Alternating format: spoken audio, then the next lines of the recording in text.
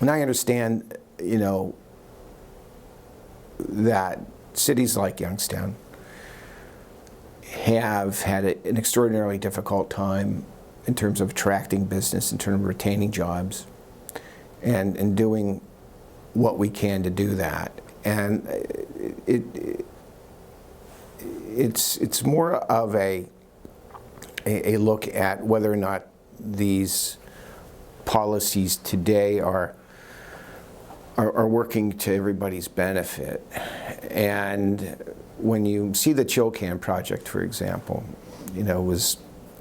ground was broken really nearly 4 years ago, 3.5 years ago, to great fanfare, right? I mean, 200 some jobs, you need the jobs, especially on that side of town.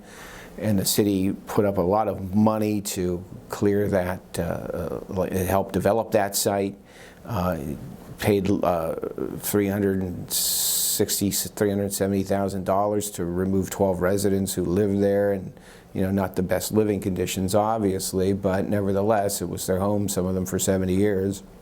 So a lot of effort and taxpayer dollars were used to help this project along, yet we haven't seen much in terms of development at that site other than 2 buildings that are standing right now. And despite Mitchell Joseph, the CEO, saying we're going to get busy on this, we're going to get busy on this, we're going to be doing this and doing that, over the last few years, those deadlines have come and gone without any real production at the site. And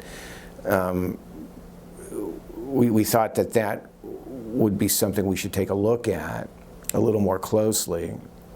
And so when you see projects like that have not yet been fulfilled, and you wonder why, if there were any questions about this in the first place, did we go forward with this the way the city did? And will it pan out? Everybody hopes so still, but there are a lot of questions being raised about it right now, and the way this deal was done and the way it's matured over the years. I hope they take a look at past policy and find a way to tweak it. I hope people could take a look at the complexities of economic development in some ways, and how this city has, in many cases, given big tax breaks to companies and overlooked the real premise of what they were there for, and that is to create jobs, and not really gone after these companies to actually either claw back or say, hey, listen, we gave you this, you promised this, it's time for you to own up to it, or cancel this agreement, or cancel these tax abatements. And that's few and far between that's happened in the city. And a lot of them who have really amounted to net zero job creation over the term of their tax abatement agreements or enterprise zone agreements have allowed those to run throughout the course. And there have been some serious violators in the past. And I think the city doesn't look good. I mean, they benefit by bringing some tax revenue, income tax revenue in the city. Say a business from out of town comes in, or from another part of the county comes in and sets up shop somewhere. Those are new jobs, but they've also pledged to create an additional X amount of jobs.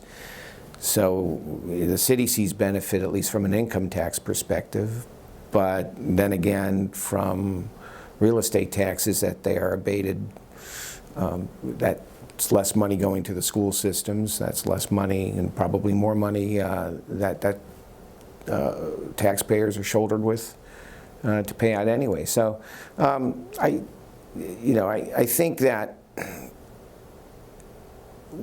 in the past, what the city had done was almost use a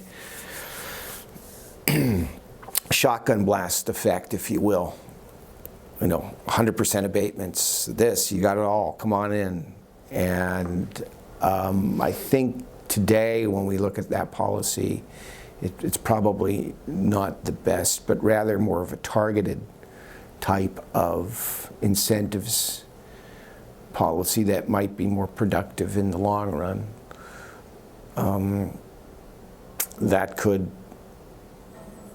That's really tied, for example, workforce training and workforce development. And I think the city over the last year or so has made some improvements along those lines. So the idea is to move in a different direction, I believe, in the long run. BusinessJournalDaily.com 3 Minutes With is brought to you by... For over a century, Farmers National Bank has stood strong. Through booms and busts, peaks and valleys, we've learned to know the seasons and how to grow in each of them. During challenging times, everyone is reminded of the value of solid relationships in both life and business. Farmers, stand strong.